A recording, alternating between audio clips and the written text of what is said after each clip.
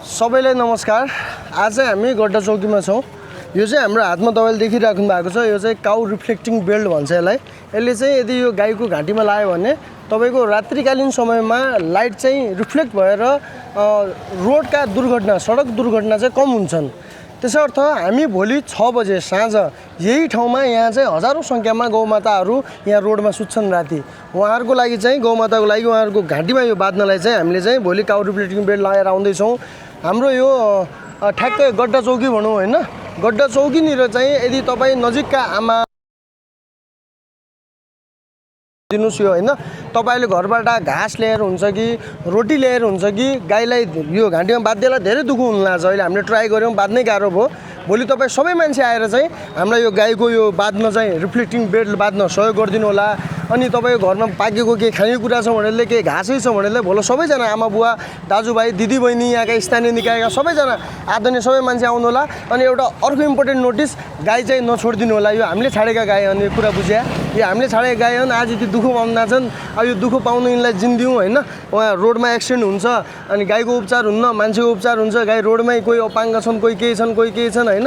उहाँलाई पनि अब सही ठाउँमा कसरी हुन्छ उद्धार गर्नु पर्यो। हो, यो गाई छोडेर हामीले यति पाप गरेका छौँ, यो चाहिँ महापापमा गरिन्छ र यसले हाम्रो पनि दुर्गति नै हुने। जस्तो अहिले गाईहरूको दुर्गति भइरहेछ त्यस्तै दुर्गति पछि हाम्रो पनि हुने। त्यस्तै भएर गाई नछोडिदियो र छोडेका गाईहरूलाई पनि हामी बचाउने प्रयास गर्न सक्छौँ। आफ्नो घरमा लगेर पाल्ने प्रयास गर्न सक्दैनौँ। काहीँ बाहिर पनि गाई रोटी दिएर हुन्छ अथवा के गरेर हुन्छ जोगाउने प्रयास गरौँ। अनि भोलि चाहिँ सबै आइदिनु होला। एक्सिडेन्ट पनि हामीले न्यूनीकरण गर्नुपर्छ।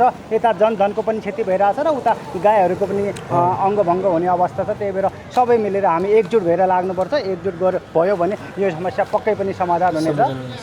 माया गरौँ, गाईलाई हेट नगरौँ होइन, जथाभावी उहाँहरूलाई कुटपिट नगरौँ, माया गरौँ। काहीँ हुन्छ भने बरु सकिन्छ भने कुटो जिन बरु एक बाल्टी पानी खुवाइदियो गाई होइन। माया गर गौमातालाई। हाम्रो राष्ट्रिय जनावर पनि हो गौमाता है। गाई हाम्रो राष्ट्रिय जनावर हो, हामीले इज्जत राख्नुपर्छ। त्यही माथि हाम्रो भगवानको प्रतीक पनि हुन् है। त सबैलाई जय गौमाता। गौमाताले सबैको रक्षा गरून्। जय पशुपतिनाथ। सबैको भलो होस्, सोचेको निको होस्, मागेको पुरा होस्। सबैको जय होस्। जय हो।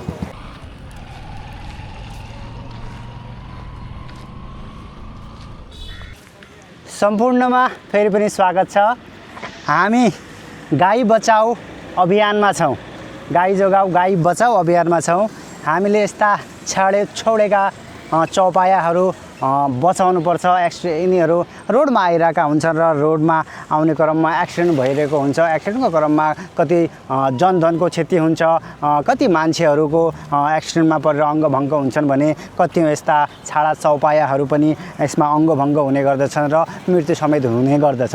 त्यही भएर एउटा सानो प्रयासहरू हामीले एउटा होराइजन बेल्ट लिएका थियौँ। होराइजन बेल्ट लाउने कार्यक्रम रहेको छ भोलि ठिक सोमबार 11 गते सोमबार भोलि चाहिँ हामीले होराइजन बेल्ट लाउने कार्यक्रम रहेको छ गड्डा चौकीमा।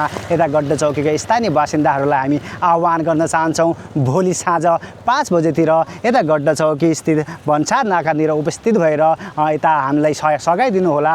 हामीले यो होराइजन बेल्ट सबै गाईहरूलाई लाएर एटलिस्ट रातिमा कुनै व्यक्तिले गाडी चलाउने बेला अगाडि आएको छाडा चौपायाहरूलाई देखोस्। यसले लाइट रिफ्लेक्ट गर्ने भएकाले अगाडि आउने बित्तिकै देखिन्छ र अलिकति एक्सिडेन्ट हुनबाट जोगिन्छ भन्ने हाम्रो उद्देश्य रहेको छ। त्यही भएर भोलि ठ्याक्क 5 बजे हाम्रो यता गड्डा चौकीका स्थानीय बासिन्दाहरूलाई हाम्रो अनुरोध छ कि यता आइदिनु होला र हामीलाई सघाइदिनु होला।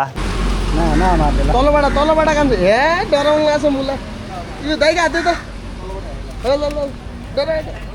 नडरा हाल नडरा।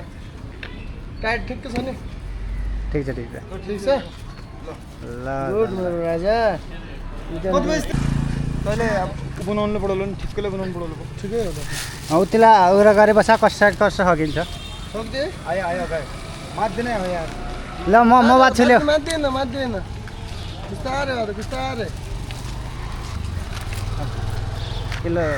जाऊ न, नजिक जाऊ, सबै नजिक जाऊ। त्यसलाई टाइट गर, त्यसलाई टाइट पनि गर। टाइट गरौँ नि हो। गुड हो नि यार। ल छोडिदियो निकालिहाल्यो, ठोक्कै टाइट गरे क्या। ठिक छ।